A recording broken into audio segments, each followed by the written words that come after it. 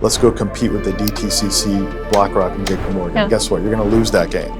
Welcome to the Encrypted podcast, your front row seat to the cutting edge innovation right here in Dubai's dynamic tech universe. I'm your host, Vovchok, and together with the Dubai Blockchain Center, we bring you the top visionary leaders who are driving digital transformation, changing the world. I think you're going to have a lot of consolidation next few years because there's too many blockchains, there's too many L1s, there's too many L2s.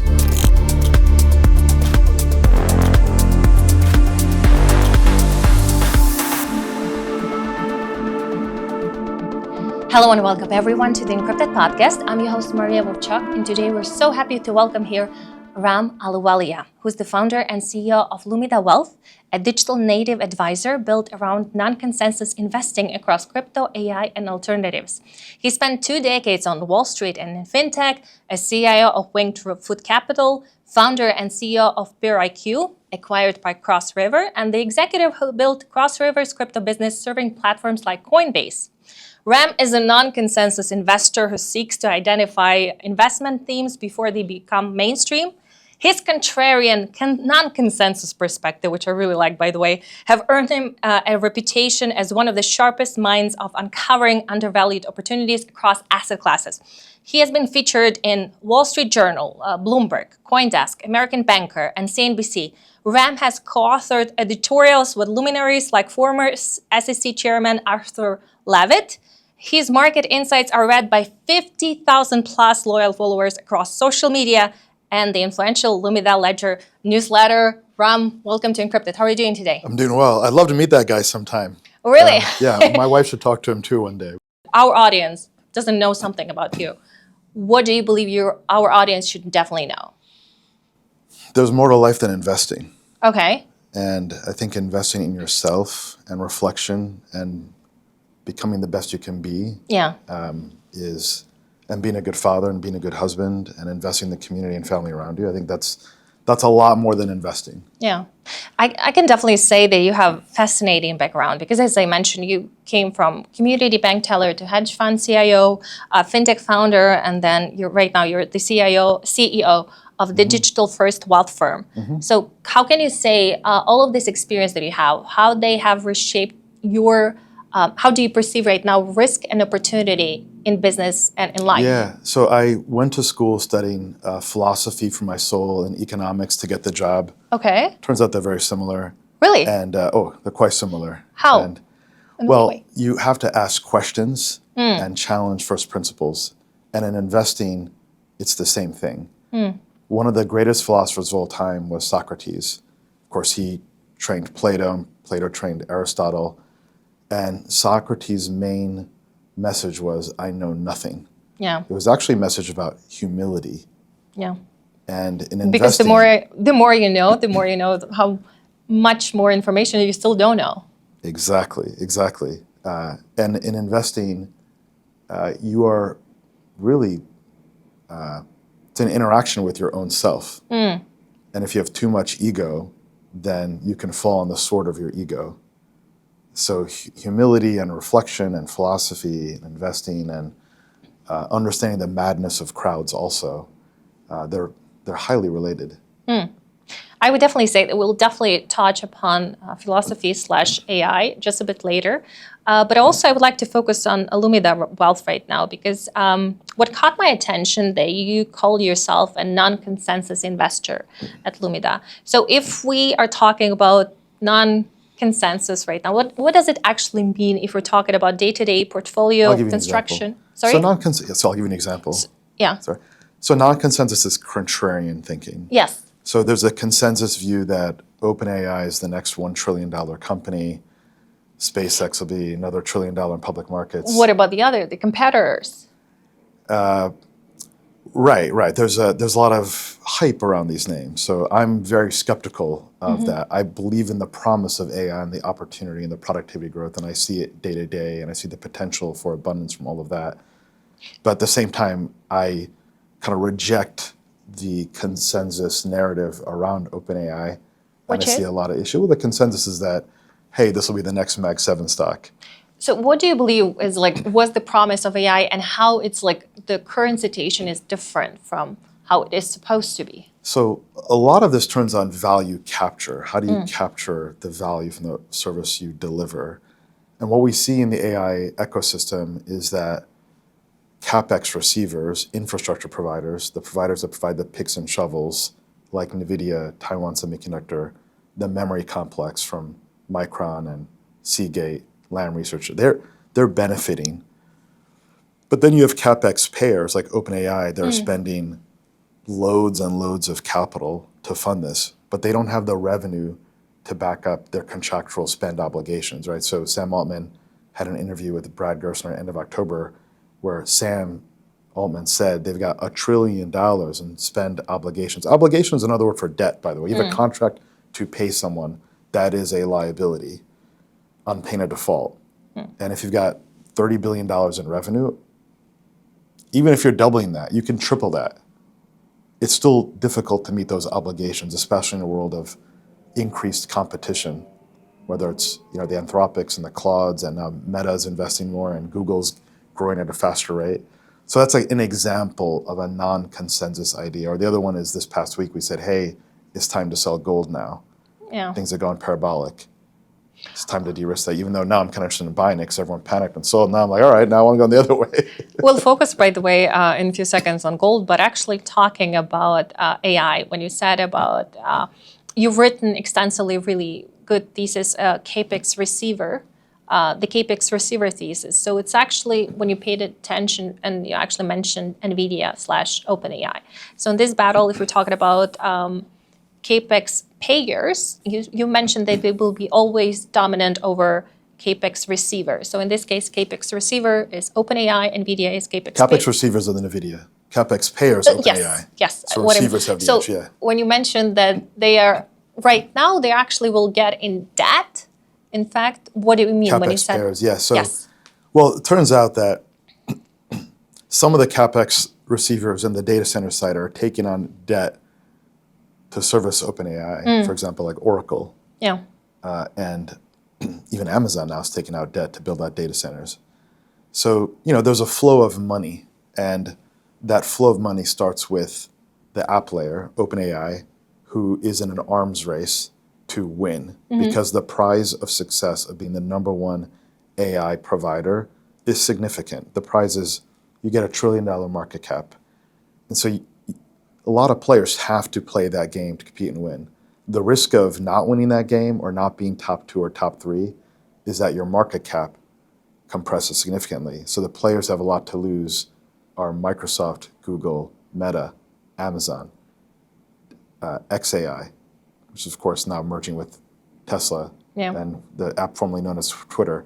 So these firms are all pot committed. They must invest heavily in AI, because if they lose the attention of their customer, they lose relevance, and their market caps will compress. So they have to spend money. So we know that. Yeah. That's a core principle. So the beneficiaries are the receivers of that downstream. As someone who's dealing actually with investing every day, can you share with us who actually spends more right now? We're talking about OpenAI/Grok/Claude and others.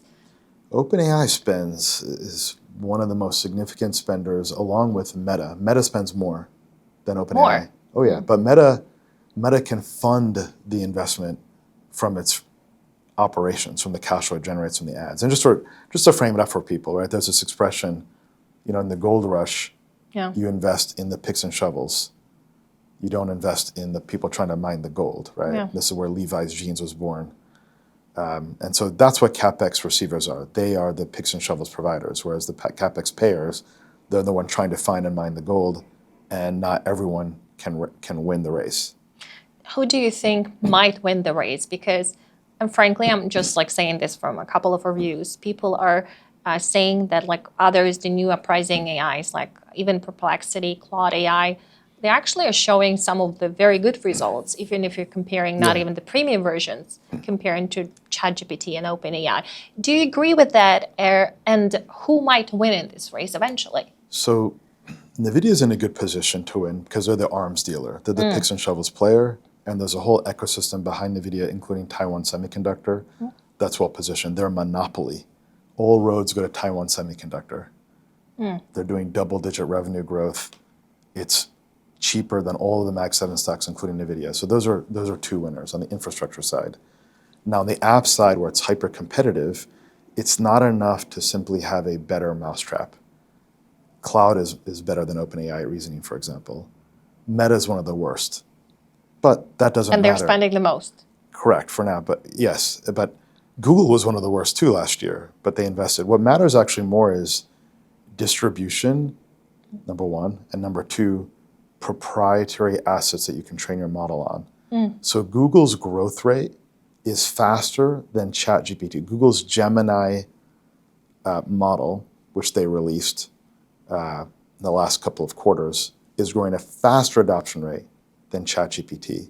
So Google is one way to bet on this. Now, we had a big bet on Google over the last year. People had left it for dead. It was priced at 18 times forward PE. You remember Sam Altman from Altimeter said, there's no way Google's win a contract from Apple. Anthropic's going to win. Guess who won? Google. Coatue, which is a prominent hedge fund, had top 40 companies in AI. They missed Google. So Google is emerging as one of the winners now. So they have distribution. They have billions of users across Gmail, across YouTube, across the Android devices. So they have a whole ecosystem. The hard part in any business is distribution. How do you hold the attention of the target audience? You can always work out the product over time and reinvest and reiterate. And that's what Google's doing. Meta also has distribution. They've got WhatsApp, they've got Instagram, they've got Facebook, and they have engineering talent. Myco went on a shopping spree to get top-notch talent. So, and they're not priced for AI victory yet. They're priced for kind of AI irrelevance at a forward PE of 20 times, which is cheaper than the S&P 500. So I can take a bet on that and say, okay, the market is overly pessimistic here. That's another non-consensus idea. We did the same idea with Google. Now Google re-rated. It's up 150%. We're actually trimming our Google position now back to like a benchmark weight. We're no longer overweight because the market now says Google is a winner in AI. So now it's priced for that win. It's fairly priced. I'm not going to get alpha or some return that's excess anymore, but I can still do that elsewhere. So Google and Meta are good ways to bet. Now the interesting thing about that is that these are both available in the public markets. You don't need to be a venture capitalist, access to a special deal to get OpenAI. In fact, if you're investing in OpenAI now, I think you should sell your shares because you're overpaying. If you look at what's happened in the AI space, many AI stocks, including tech stocks, are down significantly over the last 4 to 5 months. You can look at Oracle is down 45%. Look at the Mag 7 stocks, they're down. OpenAI raised at a $500 billion valuation in September, and now they're raising it at an $830 billion valuation. They just make up a number out of the air. If that was traded in a liquid market with true price discovery, it would be down around 45% like these other companies. So this is one of those interesting times where the bubble is in private markets. The bubble is in venture capital. I'll give you one other data point. There's a company called Brex, high-flying fintech company. Brex. Brex, B-R-E-X. It's a small business credit card provider. They were just acquired by Capital One for $5 billion. Sounds great. Well, guess what? They raised at a $10 billion valuation in 2021. Oh. And there's also 20% inflation between now and then. So effectively, it's down 70%. If you invested in 2019, you're still breaking even. It's been a terrible investment. So what does that mean for private market valuations of companies like Stripe or OpenAI or Databricks, which is going to go public soon? So this is what non-consensus investing is all about. It's like questioning the crowd, testing what narratives are true. A lot of it comes down to being a truth seeker and not being caught up in the frenzy. Are you actually questioning the crowd in this case at Lumida Wealth? I'm just curious right now. Are you focusing at Lumida Wealth investing in CAPEX receivers or CAPEX payers? It's a great question. So like our overall investment in AI as a whole is down quite a bit from where we were in 23 and 24. So I wrote on X in November of 23, and it's funny when I wrote that, I said, I feel like I might be late to this thesis. I said invest in the CAPEX receivers, names like Nvidia and TSM. Obviously, they've done extraordinarily well since then. We invested in CoreWeave when it was a private company at a $7 billion valuation. It's up quite a bit since then. I don't know, 7 or 8 times in about 2 years. We like that. But I'm no longer doing private investments in AI. And in public markets, I'm Why no not? longer overweight because it's a consensus idea now, right? It's consensus. It's still opportunities. I think But it's still not something. it's less, there's less opportunity around it than it was in the past. And these names are more expensive now.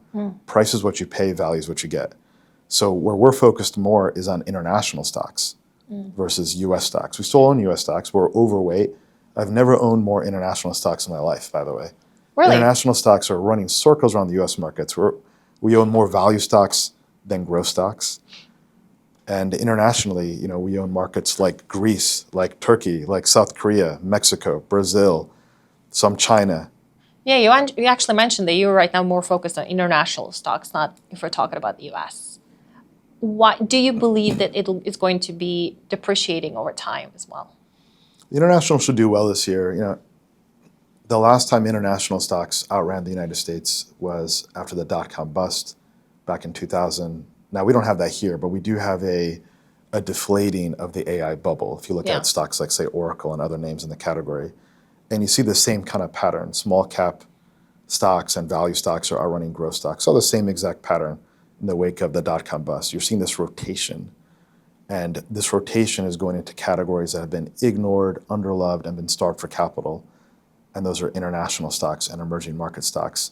And generally when this trend starts, it lasts for another year or 2 years. And there's legitimate value and earnings growth in those categories, right? You can, in South Korea, you have SK Hynix, which is the leading global provider of hardware-based memory.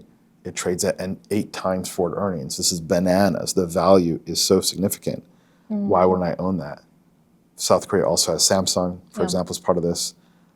Brazil has Nubank and has other companies like PagSeguro.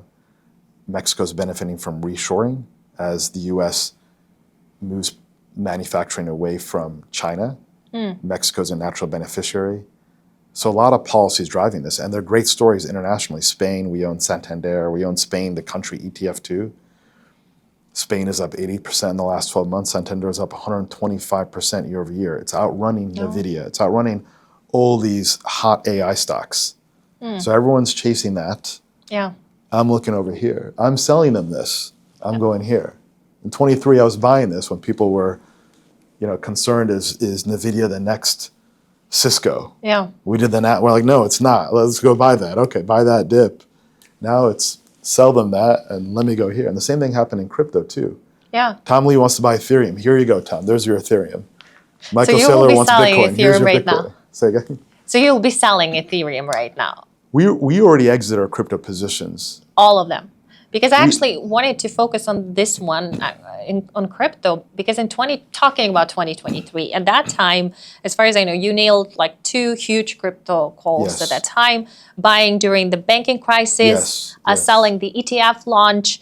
So what did you see at that time, what anybody else missed? And like, so let's try, we're trying, let's say, to see the signals through your eyes. Can you please share with us, like, what did you see at that time, what people missing now? It's a great question. So I'll try to summarize it because it's many things that come together in a synthesis. There's not a magical indicator. Yeah. So at the end of Q4, what you saw were that many assets around the world were very cheap, first of all. It wasn't just Bitcoin. It was US stocks. You just exited a bear market, and there was value. And then in early January, we saw that Bitcoin had an 8-day run, and it started displaying momentum. Then add to that, you had people that didn't like the rally. It was a hated rally. It was a non-consensus rally. This is a key characteristic to look for. When you see an asset class perform, and people hate the rally. Why do you say that they hated the rally? I mean, they don't believe the rally. They discredit it. China did the same thing. China had a stock market capitulation about 2 years ago, and it started rallying 30% and I would go to Google News China to see all the headlines, and they're all dismissive, or we're not even talking about the rally. They're talking about all the issues in China. But hey, here the market's rallying. So when you see that pattern, when you see momentum in an asset that is hated and ignored, That is a powerful combination. Okay, here's an example right now. You have a K-shaped economy in the United States. That bottom part of the K is actually doing pretty well, and the stocks in that market are also doing pretty well. Those are consumer finance stocks. There's even stocks like Dollar General and Dollar Tree, even like Walmart. Walmart is outrunning many of these companies too. Now, we actually recently sold our Walmart, but I'm just giving you perspective that most people say, hey, don't bet on this bottom K of the K-shaped recovery, but I can tell you the retailers are doing very well. Retailers like Abercrombie and Fitch and American Eagle, they're outrunning most stocks. It's a non-consensus idea. People expect a recession in this part of the market, and it's working. And the fundamental data is actually good. So I'd rather be an owner of that. Encrypted, your exclusive ticket to the epicenter of technological innovation in the MENA region and beyond. So right now, when you mentioned like earlier, so would you be selling right now Ethereum, Bitcoin, or would you be buying? So now right it's actually a difficult spot. It's a difficult spot. Yeah. So like you should have already sold by now. Okay. So that's one. Okay, number two But is not buying at this moment. So now there's starting to emerge some value. Okay. Because a lot of investors went into a physical gold in this case. And you mentioned as well at the same time that you would be selling gold right now. And we just saw like as well a couple of days ago that like the price correction just today or yesterday. All these markets are dynamic, especially gold where it is now. We'll come back to gold in a second, but on crypto. Yeah, let's start with crypto and then compare with gold. I think crypto will be more interesting maybe September or the fall of this year. It needs time to settle. There is value here. The question is this, like, what are you not investing that you could be investing in? What's the opportunity cost of your capital? So when it comes to investing, there are dozens and dozens of markets and investment themes that you can be invested within. So you have to take a step back and say, what pools of capital do I want to park within? And if I'm investing in crypto, I'm not investing in something else. Like, I think Santander, I think Greece could do 20, 30, 40% in the next year. You're talking about capital markets this time? Just investment categories. Okay. So if I'm investing in Bitcoin, I'm not investing in that. And my opportunity cost of capital matters.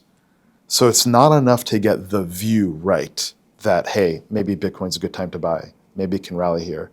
Because you also have to compare that to your opportunity cost of capital. What could I have owned also at the same time?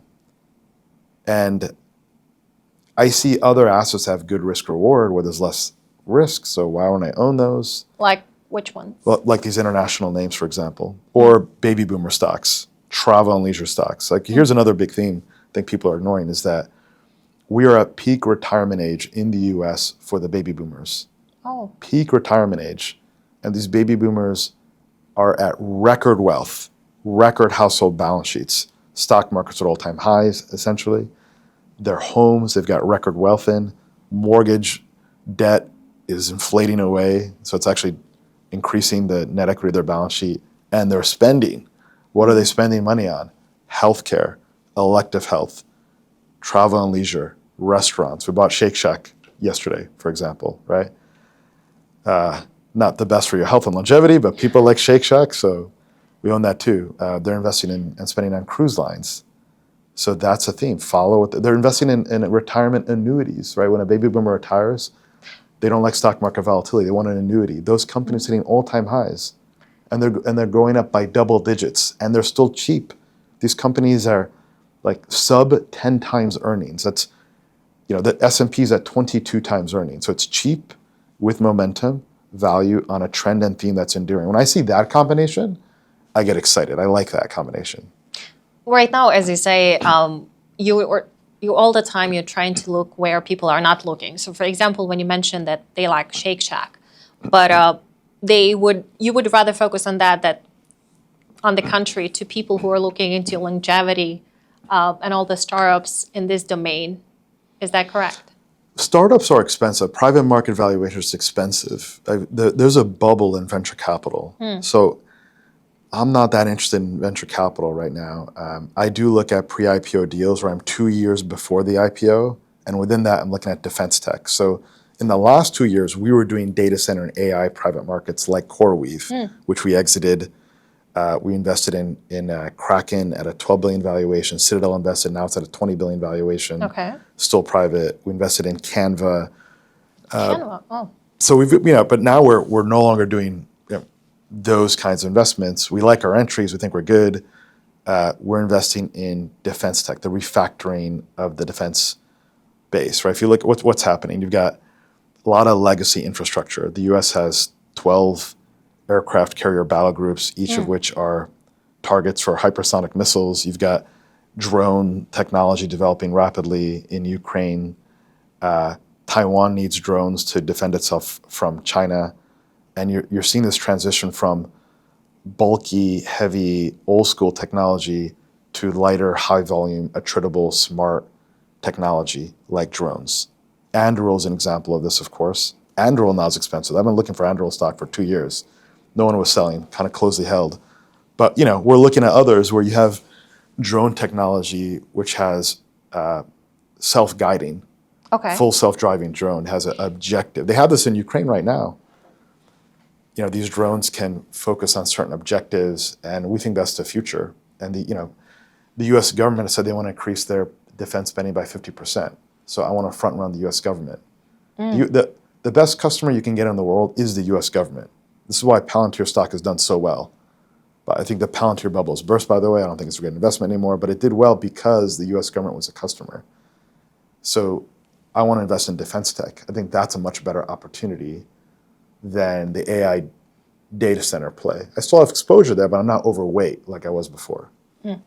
Talking about as well, I would like to come back as well to talk about crypto again and tokenization in particular, because you mentioned obviously everybody is focusing. I'm curious about your non-consensus view. Yeah. Everybody right now is saying that tokenization obviously will transform capital markets and through tax efficiency, liquidity, and access to real-world yield. But what specific tokenization use cases do you see that maybe other people don't see that can be like a product fit right now? I'm very passionate about this topic because it will improve the lives of many Americans and people globally. Tokenization. Let me start with consensus, then non-consensus. Yeah. Consensus is let's tokenize stocks, put them on chain. Let's tokenize bonds, put them on chain. Let's go compete with the DTCC, BlackRock, and JP Morgan. Yeah. Guess what? You're going to lose that game. In fact, the old guard is adopting tokenization and the refactoring, and they don't need the help of these crypto companies. They already have the customers. They have the technology, and they're doing it right now. BlackRock's doing it. DTCC, JP Morgan, they're all doing it. They're doing tokenized deposits, and crypto's in a bear market. And they're saying, what happened here? Like, don't chase the obvious thing. Don't chase the obvious thing. That's the point of non-consensus. What's non-consensus? Non-consensus is internet capital markets. Well, what does that mean? What's the opportunity there? Yeah. There are two opportunities. One is on equity and one is on debt. Let's break that down. So in the United States today, the public markets have maybe 1/3 of listings as compared to a few decades ago. And SEC Chair Paul Atkins talked about this. There are fewer investable opportunities in public markets because companies are staying private for longer. Stripe is an example. OpenAI, 830 billion valuations, another example. These are incomprehensible numbers. The idea that a company would stay private at that valuation is something we haven't seen before. Google went public in 2004 at a 23 billion valuation. Now you have these private companies that are not subject to market, just floating out there in a funny money valuation game, right? So the opportunity is this. On the equity side, it's actually not the venture capital, it's small businesses and Main Street. There are many businesses that make money on Main Street that are ignored and underfunded. Things like auto body repair shops, funeral homes, barber shops, services, intravenous infusion therapy, at-home nursing care. Here's a great one, senior living care. You've got a peak, again, and these baby boomers retiring. There's not enough care for them. And they're willing to pay. They're willing to pay. Service that market. That's an opportunity. So the tokenization play is create an internet capital market, tokenize that, allow for investable opportunities because they can't access capital from public markets. They can't access capital from venture capital because those businesses aren't VC. But you can underwrite people in your local community. where you have trust and you can use community to promote the brand and awareness, much like Mr. Beast's success, for example. The guy is competing with Hershey's now. He's got a community going after a new chocolate bar. You can do things like that with. Now, the other side arranging competitions, different ones. Correct. Like community-based marketing and distribution is powerful. That's one of the lessons from crypto, of course, and social media. The other side's on the debt side. So here's an example. Banks lend. Banks don't do equity investments. Banks are pretty good at lending. Banks have record earnings right now. And banks have decades of data, and they know exactly which business models work. Banks don't like to lose money. So they track category by category by category. They have all this institutional knowledge on what works, and they lend into their local community. They know the borrower. They go to the gym together. They go to the same, services together. They can underwrite. So here you have banks that know good credits in their community. And if you're willing to lend to a company as a bank, the bank is saying, we don't think this thing is going to go bankrupt. Why wouldn't I, as an equity investor, provide capital to that borrower? I've already got the bank doing the diligence. The reason why this matters is most individual investors will not make it as a VC because investing is hard. You got to have the docs right. You got to do underwriting. You got to do diligence. You got to have audit. You got to make sure it's good. It's hard. It's a lot of work to both originate the deal, source it, underwrite it, manage it, service it. It's a lot there. So if you can provide equity capital and debt capital by just running alongside the banks, put it on chain, that's an incredible opportunity. It's an opportunity that people like Scott Bessent, Treasury Secretary, would get behind because they're trying to focus on Main Street. Main Street has been left behind. Instead of fueling more money into speculation, you can drive real world job creation. Most jobs are created by small businesses that have reliable track records. That's the opportunity for tokenization. Do you believe if we zoom out, let's say 5-10 years from now, that tokenized private markets, they will become much more important for wealth creation than public equity markets? Unfortunately, no. I wish the answer would be yes. It's significant, though. It can go in the right direction and create wealth. Right? What if not in 10 years, but let's say? Winners keep winning and the big get bigger. That's the history and lesson of capitalism. This is why the S&P 500 works. It's one of the best investment vehicles of all time. I'm not going to bet against the S&P 500 as a long-term strategy. Never.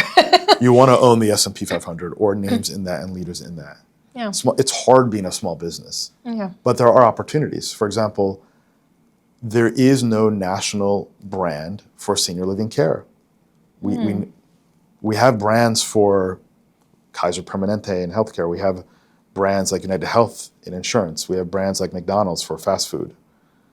What's the brand for senior living care? We don't have that. What is that brand? That's going to be a $20 billion company one day, for example. So there are opportunities, but it's not going to. The S&P 500 is a $60 trillion asset class with global brands with generally good management, and that's going to keep growing. There's opportunity for more to grow. Like this, we're talking here about how do you create the next generation of millionaires and decamillionaires. A lot of people are trying to create wealth. They're saying, how do I create wealth?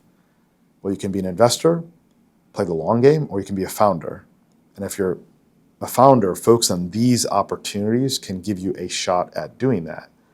We need a better capital market to unlock those opportunities. And one other area where tokenization can help is the influencer economy, right? So we're talking before the show about how the most valuable asset in the world is attention. Yes. 100%. This is why Google is a multi-trillion-dollar company. It's why Meta is a multi-trillion-dollar company. Most valuable asset in the world is your attention and where you focus. Influencers are taking attention from legacy media and content. And it's getting very fragmented. It's getting niche. It's getting specialized. And they're building personal brands and cultivating audiences. Those creators are giving the economics to companies that I'm invested in, like Meta and Google. What they should do is find a monetization mechanism where they have intellectual property rights that can capture the economics, right? So the next Taylor Swift, for example, should have a community that they can use to fund and promote the concert tour. That's the future, and that's an opportunity that lends itself to tokenization, right? So, there's technology now where if someone plays a song on Spotify, it tracks the number of plays, and you can have a waterfall in the syndication of the economics, and people can get rewarded for having made a bet or an investment on a creator. That's an incredible opportunity. This is where entrepreneurs and VCs should focus. It's hard to get after those because you have to disrupt the old guard, Googles and the Metas, but that's also the right direction. It's decentralizing and removing the gatekeepers and the tastemakers that separate creators from a top-down curation model to a kind of a bottoms-up curation model. Right now, when you're talking about, because obviously you're talking to different, let's say, categories of investors, crypto, let's say natives, and ultra high net worth family offices who are like very, let's say, far from crypto, maybe from AI as well so far. When you explain them Lumida, let's say, value proposition, how do you do this to different categories of people? And like also explaining your non-consensus method of investing. So we serve founders, executive, and families that want to create wealth in a tax-efficient way, holistically, that includes trust and estate planning. And I created Lumida after I sold Pure IQ. I interviewed these wealth managers and bankers, and I realized they don't know what the hell they're doing. They're product pushing, they're conflicted. They really don't understand investing. They're in the asset gathering business, not in the asset management business. I talked to one wealth manager, I'll share with you a funny story. And they said, we have a value product and a growth product. So what are the top positions in the value product? They said, Berkshire Hathaway and MasterCard. I said, what are the top positions in the growth product? And they said, Apple and Visa. And I said, but don't you know Berkshire's top position is Apple, and Visa is just like MasterCard. It's like Coke to Pepsi. And they're all powered by the same companies in the back end. There's no real thinking. There's no critical thinking anymore. So I care about performance. Like if you're not making 10% a year in the United States, you're falling behind, right? You're gonna 50% tax rate after federal and state, and maybe if you live in New York City, even higher. And then so that takes from 10 to 5. At a 3% inflation rate, now you go from 5% to 2%. So you're treading water if you're just at 8 to 10%. So you have to have a higher expectation, and the way to achieve that is you have to have the right trends to invest in. What are the secular trends that will be enduring that you can invest in? And what are some non-consensus overlooked opportunities? That's one bucket. The other bucket is alternative investments. So there are opportunities. For example, we talked about investing pre-IPO opportunities. Digital assets was great in 2023, 2024. Investing in senior living care facilities, I'm looking for those deals right now. I'm looking for defense tech deals. I'm looking at off-grid Bitcoin mining opportunities. We're investing in that right now, actually. That's why I'm doing crypto. 20 to 40% annual yield by taking excess natural gas to power Bitcoin miners. And so alternative investments play an important role in generating performance. Tax mitigation matters too. If you only eat after-tax returns, so you have to have the right structures to generate a return to grow wealth. So you're actually coming, by the way, quite often to the UAE and to Middle East. I want to open up an office here. Every time I come to UAE and Dubai. Wow. When? I got to add it to the product list, the roadmap. There's so much to do here because Dubai is exemplifying entrepreneurship and capitalism and creativity and work ethic, and it's attracting immigrants from all around the world that want to create a better life for themselves and serve others. And the dynamic it's a very special dynamic. There are not many places like this around the world. Not Europe. Europe's losing their entrepreneurs. The United States. The United States, Silicon Valley entrepreneurs are moving to Miami. Miami doesn't have the same work ethic as California, though. So it's, I think Dubai and UAE is just a tremendous opportunity. And many of our clients are entrepreneurs and exited founders. And so they think differently. They're non-consensus. They want to challenge the status quo. And that's what Dubai is actually all about. So I think it's a tremendous market. Maybe we'll do something here in the next 1 year, 2 years. We'll have to see. We've got a lot on our plate, but I would love to I would love to do that. Fantastic. Actually, you just came from Satoshi Roundtable that was happening right now in Dubai, in UAE. Can you please tell us some of the, like, let's say, insights that like blew your mind that you can share with us that you heard there? Sure. I'll keep it high level. I say one is, it attracts a group of entrepreneurs, executives, and people that created wealth in digital assets. And some of the topics were around like longevity. There's a lot more focus on longevity. How do I live longer with higher quality of life? So there's a lot of discussion around that topic. What does good leadership look like? Obviously, geopolitics is playing a more important role in investing than we've seen in a long time. There's a lot of discussion around Iran, for example, what's happening. What does the current geopolitics mean for the investing landscape? So those were some of the topics, I would say. I don't know if that's helpful, but. Actually, you mentioned something very interesting as well regarding AI. On Twitter, are LLMs discovering platonic forms? Just like a bit coming back to when you said about philosophy, like it's one of your passions. When you see, let's say, at the intersection, the synergy between AI and philosophy, where do you see this? I really like this question. Are LLMs discovering platonic forms? Could you please share with our audience? So philosophy means love of knowledge. Yeah. Philosophy is about truth-seeking. Now. And asking questions. Correct. It's a nonstop. It's actually asking the right question. And looking for the right questions, yes. That matters more than having the answer. The answer is always changing. Yes. The questions are what matters. Asking the right questions is the most important thing. Goes back to what we talked about earlier and Socrates. Yeah. Having humility, right? So LLMs are attempting to generalize from a lot of information. They're trying to find structure in the world. Plato, a student of Socrates, had this concept of forms. Forms are these idealized, perfected concepts that live in the abstract. For example, there is no perfect circle in reality. Even this table, the circular table, there will be imperfection. You cannot create a perfect circle. It's impossible. Even a carpenter, when he makes a table, they're not at 90-degree edges. They'll use 89 degrees so that they can have the right graphs and the right molding pieces connect and hook appropriately, and accounting for local frictions, right?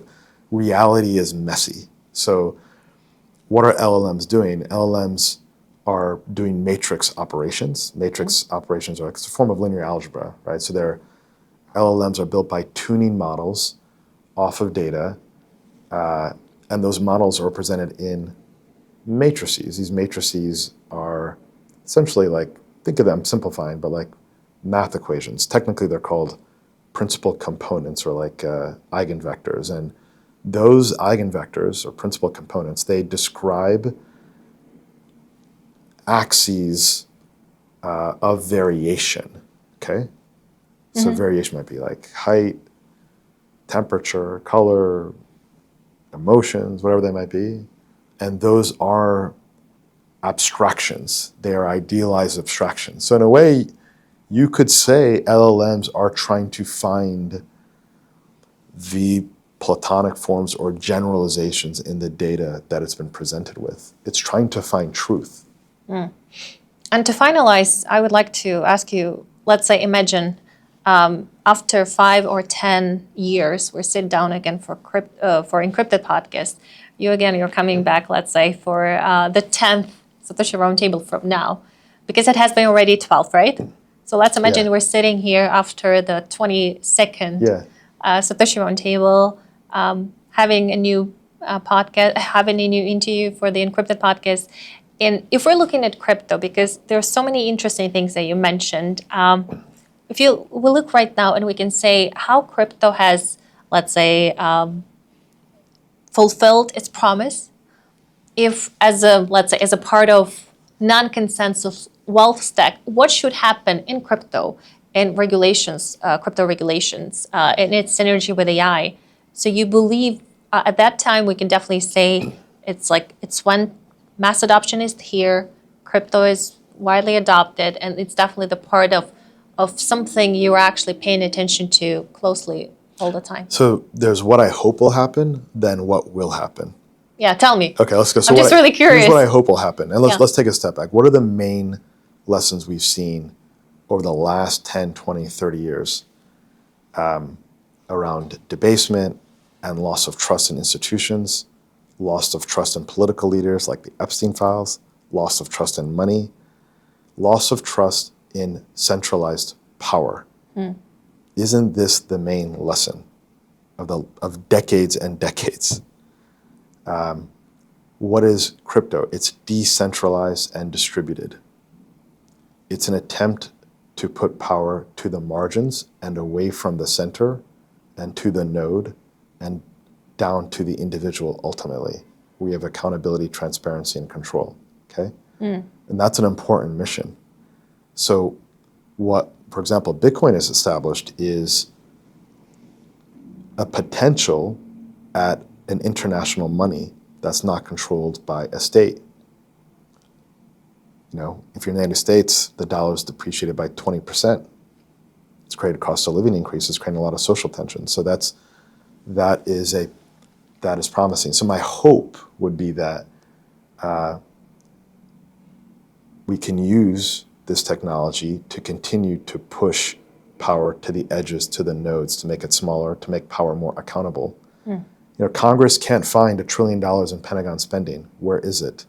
Congress, under the US Constitution, has oversight on the executive branch, including the Pentagon. They can't find $1 trillion, and no one seems to care. They failed another audit. There's no accountability. Why isn't all government spending on chain to create accountability, to create supervision? Those are the opportunities where I hope we'll see that. I don't think that's going to happen, unfortunately. What will happen then? Well, a lot will happen to turn like how people choose to make decisions around their political leaders, and do they hold their political leaders accountable, right? So it depends on what people will do. So so what will happen? I think you'll see more crypto be like a background operation, the same way TCP/IP runs in the background. It's essential to everything we do, but no one refers to TCP/IP as this magical application. I think that's going to happen for crypto. It's already happening now, right? Polymarket's built on Ethereum. People that use Polymarket don't know that. So that is happening. I think token economic models that are not sustainable are just going to fall away. I think you'll shift towards real business models that actually have cash flow generation and a value accrual. Right now, many models in crypto don't have a clear value accrual mechanism. So I think you'll see more sanity there. You'll see more valuation discipline there. But I think you're going to have a lot of consolidation next few years because there's too many blockchains, there's too many L1s, there's too many L2s. They're all trying to do the same thing. They're chasing the same ideas. And cryptos needs to get back to good investing discipline and who's the customer, what's the pain point I'm solving, what's the problem I'm solving, how am I going to deliver value to that customer. Once we get past that in the next 2 years, then we can have a chat about what will happen the 8 years after that. Yeah. Thank you so much, Ram. It was really insightful. Thank you, Maria. Rapid fire questions. In one sentence, if you had to explain blockchain to a child, how would you do that? Trustless measurement and computation. You know, a child's not going to get that, though. Okay, but Okay, nonetheless, 5 years, let's say, somebody's saying, Ram, what is blockchain? 5-year-old, explain what is blockchain. It is a method to account for who owns what. Oh, okay, very good. If you could take any blockchain founder on a road trip, who would it be and why? So you're having a road trip? I have a couple ideas. So I'm trying to tell narrow it me. down, but I would say, I think maybe Eric Voorhees. Oh, I think he was, why? Well, he was an early adopter of digital assets. Yeah, I and remember. think his message is more of what the world needs to hear around decentralization and pushing power to the edges. Oh, interesting. If you met today Satoshi Nakamoto, what's the first question you'd ask him, her, or them? Did you ever work for the CIA or NSA or get any grants? No. Oh, amazing. True or false? Non-consensus investing is harder today than ever before. It's the same. It comes down to your emotion and the ability to think critically and step outside your own bubble. That's it. Name 5 qualities that you believe a real entrepreneur should have. Oh, this is a great one. Number 1 is ability to lead themselves and hold themselves accountable. Okay. Number 2 is ability to formulate a clear vision that's inspiring to their team and others around them. Number 3 is an incredible work ethic. You got to be able to eat glass, sleep on floors like Elon Musk. Number 4, you have to be a great storyteller. You have to have excellent communication skills. Okay. And number 5, you have to be able to ship. Execution. Amazing. What's one thing you would never do while building a company? There's like 1,000 things you never want to do when you're building a company, but Summarize it. make sure you don't get bad investors. Make sure you don't keep bad performers on your team. One bad hire can sink the ship. Surround yourself with talent. Amazing. What's one piece of tech you can't live without these days? Oh, it's a cell phone. Obviously it's an iPhone. Yeah. What else? It's the apps. That's. If Lumida, I'd say Lumida. We have an app called Lumida Invest. We're going to launch in a few months. It's in test right now. If you go to lumidainvest.com, you can check it out. And by the way, check Ram's Twitter or X. Thank you. It's an app that allows you to make better investment decisions. It covers equities, covers crypto. It's AI enabled. And soon it'll let you buy, sell, and trade assets too. It's like a better version of Robinhood. It's built for investors. Nice. If Lumida Wealth were a person, how would you describe its personality in one word? That's interesting. Hey, look, it's a philosopher personality, right? That's what it is. It's Socrates. It's trying to find truth-seeking. Oh, nice. True or false? Most crypto treasuries are poorly managed today. 100%. They have too much concentration risk. They don't have a match between the assets in their treasury and the liabilities of the treasury, meaning what expenses to pay out for and what currencies. So they're not well managed. They should be managed like an endowment for perpetual life. We work with some of these firms that understand that they need to reimagine how they allocate. Yeah. AI is inflationary or deflationary over the next decade? Massively deflationary over the next decade, yes. Your personal formula for success? Personal accountability, self-improvement, seek excellence, surround yourself with people that inspire you, can help you grow, challenge you, exercise, lift heavy weights, avoid carbs, avoid sugar. Nice. Less is more, focus on quality. And what else? Is that a formula? There's a lot of reps. Well, your personal one. So I think sleep well too. Make sure you get good sleep. 100%. Yeah. And lastly, Dubai for you is associated with? The future of capitalism. I think it's a renaissance of capitalism, entrepreneurship. Amazing. Thank you so much. Today we had Ram Ahluwalia, CEO and founder of Lumida Wealth. Thank you so much for watching and see you next time. Thanks for having me, Maria. Thank you. From the gleaming skyscrapers of Dubai to the innovation hubs of the Middle East and beyond, Encrypted brings you thought-provoking discussions, exclusive insights, and stories of innovation that will leave you inspired. Encrypted, produced by Dubai Blockchain Center and powered by Myco.